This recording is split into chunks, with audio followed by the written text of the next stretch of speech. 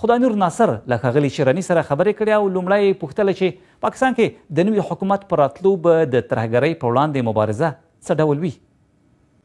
ډېر وختي مو هم دا ویلي وو چې دا بین الاقوامي چوک دی پاکستان د مزدورانو.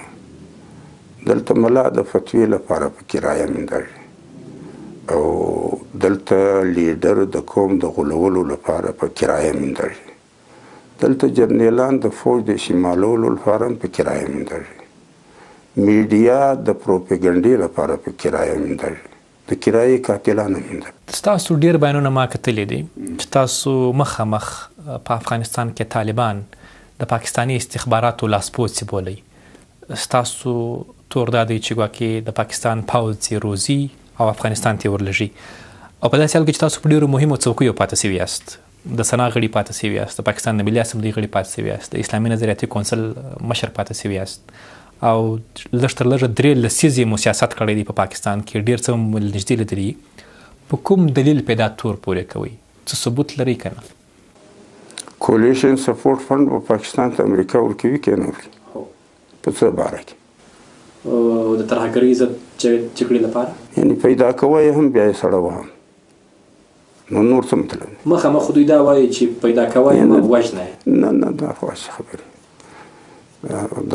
خبرې د روس سره جنګ دا خو د نیټو په سرپرستي کې نو. نیټو چې کوم تشکیل شوی دی په 1959 کې دا د روس او د مارکسیزم خلاف 40 کاله سوړ جنګ معنا دا ده چې ډبره پر مخ له لاسه شانس خدا معنا ده.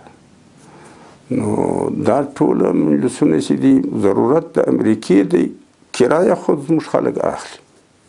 او دا چې تاسو د کرایې قاتل ورته وایاست په ځینو ویناوو کې، تاسو یې پر ضد یاست د طالبانو د دوی د جنګ، خو ستاسو د ګوند مشر امیر مولانا فضل الرحمن هغوی په افغانستان کې د طالبانو جنګ روا ګڼي. هغه وایي چې طالبان د خپلواکۍ جنګ کوي. هلته تاسو د هغه د ګوند یاست، مشر یاست تاسو یو.